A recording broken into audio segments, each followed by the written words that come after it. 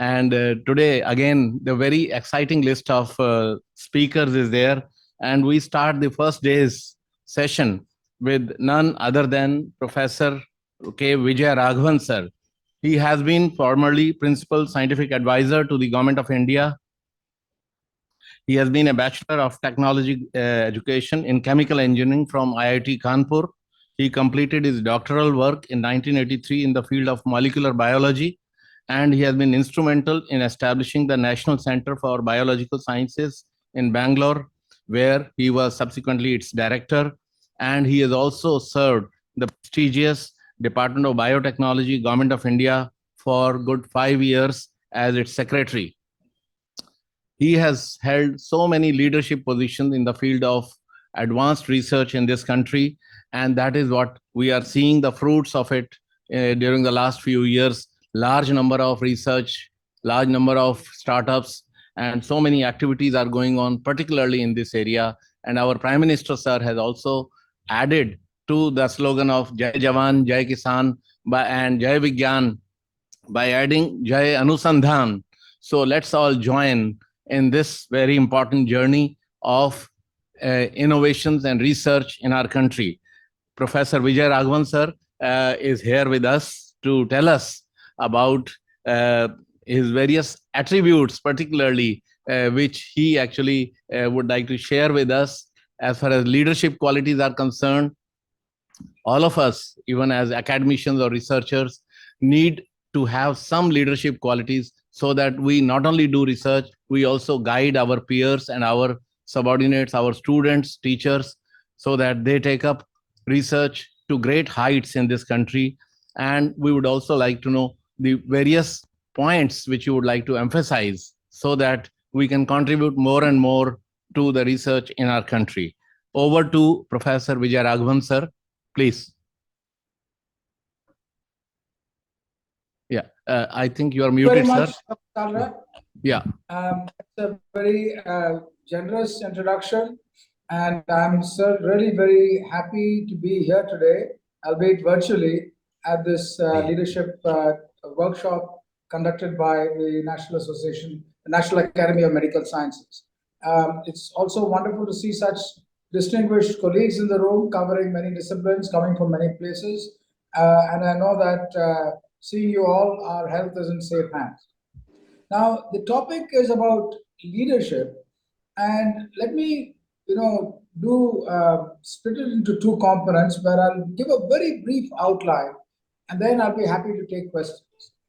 The Let me start by saying that, as starting members in any institution, whether it is government or private, or whether it is, medical research or medical practice or engineering research or science research or science practice, when we come into an institution, we have a tendency which keeps increasing with time about pointing out how things can be better. And we say, I wish my team leader could be better. If I were there, I would do this. My head of department needs to do this different. My dean needs to do it this way. My director should be, doing these kinds of things. And slowly over time, people find that they become the team leaders, the head of department, the deans, and the directors. And then as they go up, you hear another refrain. I wish these people could only understand the complexities of the jobs we have to do. I wish they would take more responsibility. They expect everything to be magically happening. And so this kind of thing goes down. In other words, we are either criticizing those above us or those below us.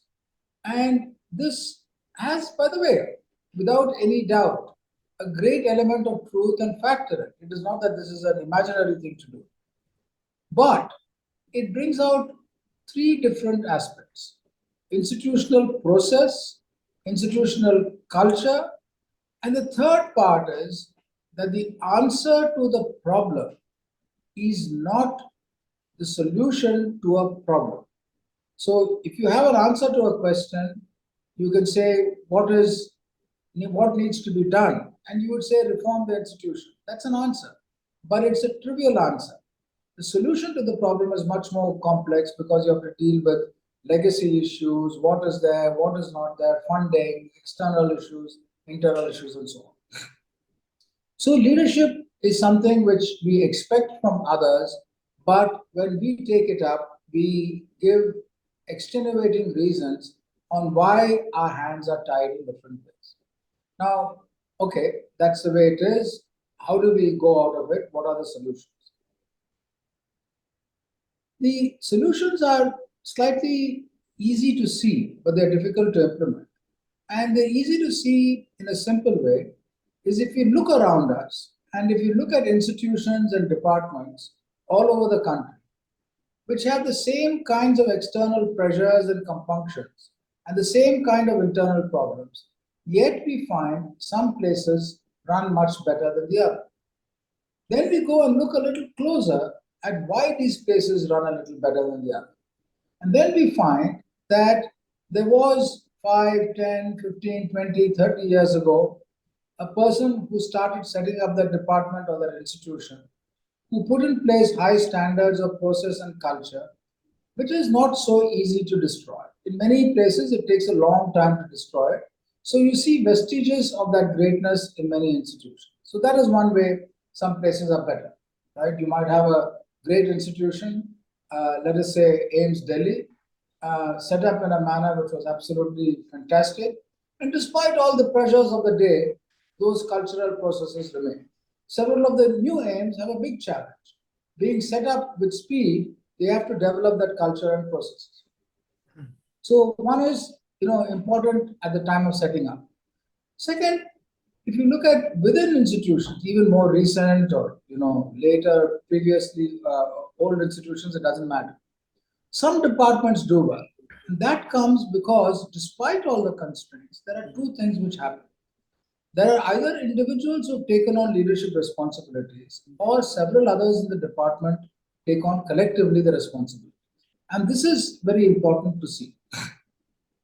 And finally, one aspect and one characteristic of all good institutions, whether they are departments, divisions, or big institutions, is institutional commitment and pride. If people are working for the institution and not looking at it as a place which provides you bijli, pani, and a room, and then you do, then institutions can be transformed. Leadership has another aspect which is beyond the institution, which can be transformative. While you be in your institution and do whatever you can set up programs nationally. And for example, this program is one such. It's a consequence of people taking the leadership. And this can have an enormous impact. If you look at our population, between the ages of 16 and 25, we have about 250 million people. Excuse me. So that's about 25 crores. Now, those people are in need of expert training in every single area. And we know that our medical colleges, our engineering colleges, our science colleges, other colleges are not able to provide high quality on scale. And therefore, reaching out to them as an individual and as groups is critically important. Now, let me end and leave time for questions by saying that all of us are greatly pressed for time and effort. And the more you do your job well, the more things will be thrown at you to do. In that situation, what is the possibility of us taking on leadership roles? To compound to that, young people try to take on leadership roles. They said they're too young and too inexperienced. When older people take on leadership roles, they are told that they're too old and their experience is not of value in the current day. So what is it that we are asking for as a society? We're asking for exactly middle-aged people with both wisdom and experience and ideas. So this is not on. So we should therefore take on responsibility even at the earliest stages and be prepared for pushback, but take that responsibility despite pushback. The answer to that is politely and firmly questioning authority in all our structures. You have to understand the context and the nuance, but you can push and get good leadership decisions made in almost every context. So I'd like to stop here and I'll be very happy to take questions because I think a more interactive aspect would be useful than my giving you a general bhashan. So anything specific or Yeah. general you'd like to talk, I'd be happy to listen. Thank you. Thank you, Professor Vijay Raghvan, for highlighting various core components for providing leadership in research at the high level. He is very ably highlighted the significance of inculcating the culture, because I think that is a very important thing when you are coming up with the new institutions. He came up with the example of All India Institute of Medical Sciences and other research institutes. And once you have a culture, it gets ingrained into the DNA of its teachers and students alike. And usually we all try to do what others are doing, what our peers are doing, what our seniors are doing. And if there is a negative kind of culture which is established in an organization, it percolates down to the lower level. So therefore it is very important for the leader to provide that kind of culture, to provide that kind of vision, so that the younger people, they are able to emulate that culture. That is why our top institutions like All India Institute of Medical Sciences, IIM, IITs, they are able to stand tall despite so many decades, and they are further improving and improving. And then of course we have to try to be able to deliver. Once there are targets set in, then those targets must be met in, and it is for the leader not only to follow it but also to expect and to exhort his colleagues and subordinates so that they are also able to come up with that. Now I'll request, we have a panel of distinguished experts over here, and I would like them to also contribute their bit. So, who would like to start? Professor Nalin? Yeah, Professor Nalin Mehta. He has been head of physiology at the prestigious All India Institute of Medical Sciences and also dean. He would like to I will correct you contribute. slightly, sir. I have now moved to Nigrims as director. I was Okay, not the I'm dean sorry. as Yeah, he is director. moved to Nigrins as its director for the last few years. Yeah, I recollect. So Nalin has taken on a major leadership role. Yeah.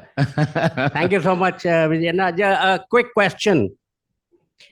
When you are fighting against a timeline and juggling with the regulations and procedures, and there is something which is very urgently required or timely, how does one then proceed between regulations, the restrictions of some of the regulations and timelines versus an urgent requirement for your institution? So thank you very much, Nalan, and congratulations, by the way. It's been some time for taking on a very complex leadership job at Nigrim, and you must be facing these kinds of situations where regulatory requirements come in every sphere. In running the institution, in managing people outside, and so on and so forth. This is a big task, and my point about leadership in complex situations like yours is that there are two important components to it. One is chinta and the other is chintan. And the day goes in chinta, there is no time for chintan at all. And if you don't have time for, figuring out what to do, how to do it in a calm way with your team, you will be constantly crossed at the crisis of the day. Now the question is, how does one have time for both? How do you manage time? Now, that depends on the person. Some people say, I will carve out some time, I will not be disturbed. And in all our jobs, it doesn't work.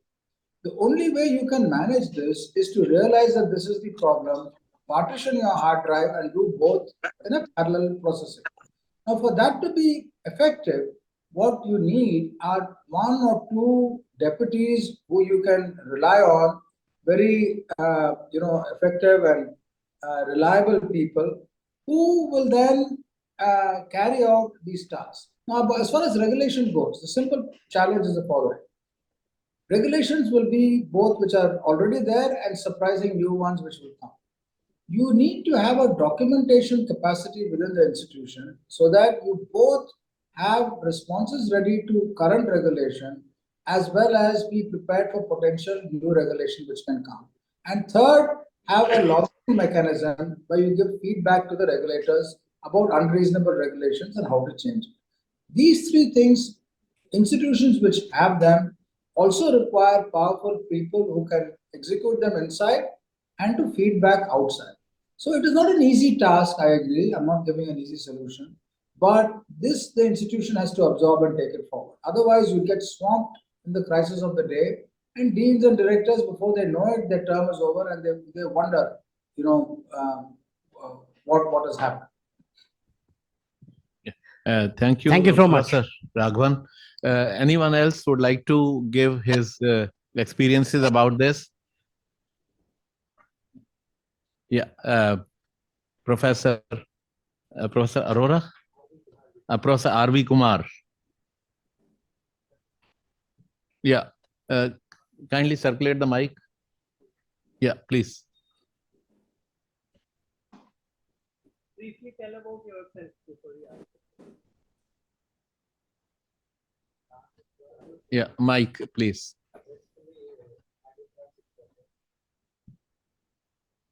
For last 6 months, I have been the Director and Vice Chancellor of Sri Venkateswara Institute of Medical Sciences, Tirupati. Okay. Actually, just continuing this point he highlighted, recent MBBS exams, NMC suddenly floated a regulation saying you should record the entire exam process and submit to them.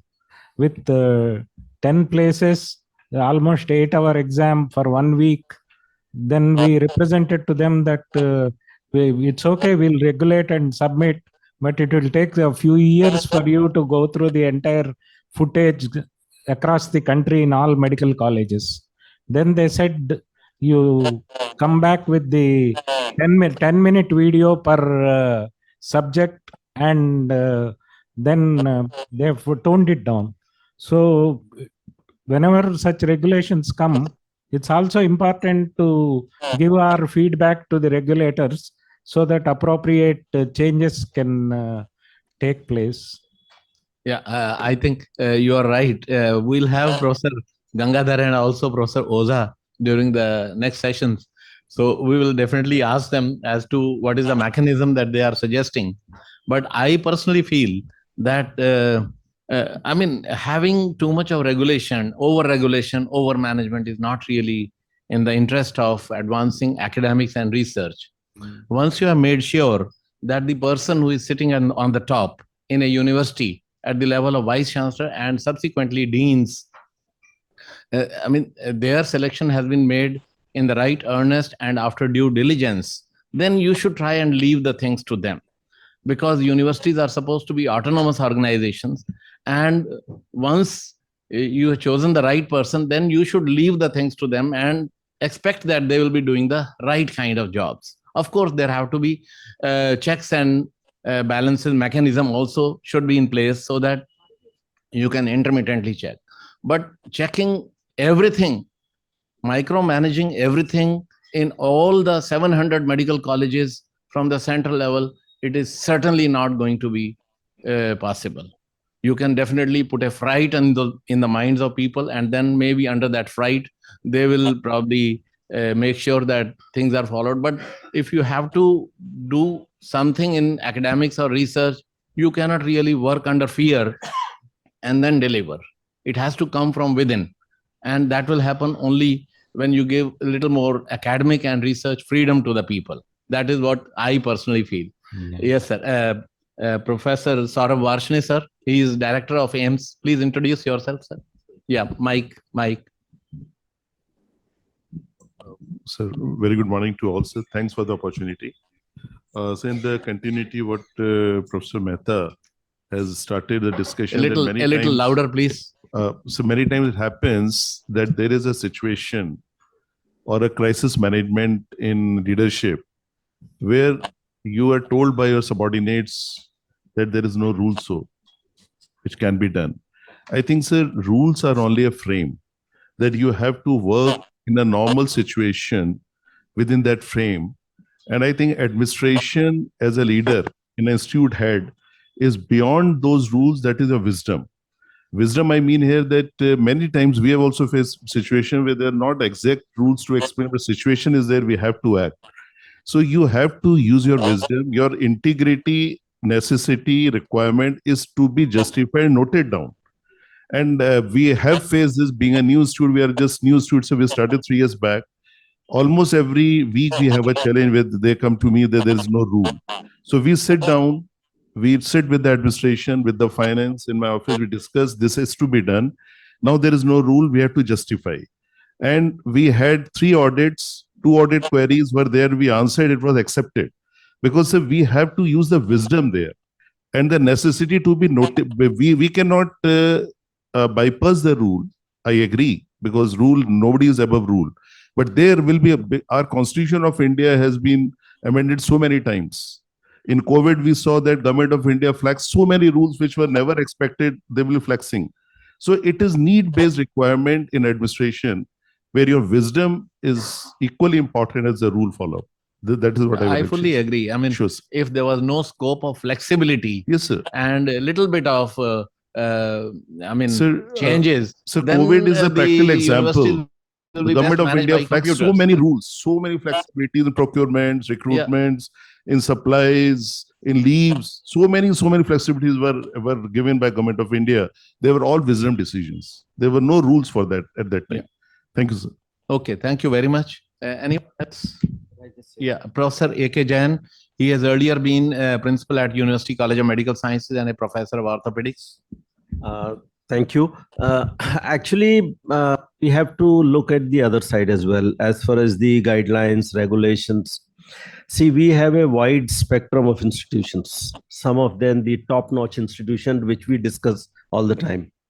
But there are outliers institutions also, and there are institutions which flouts the rule at will.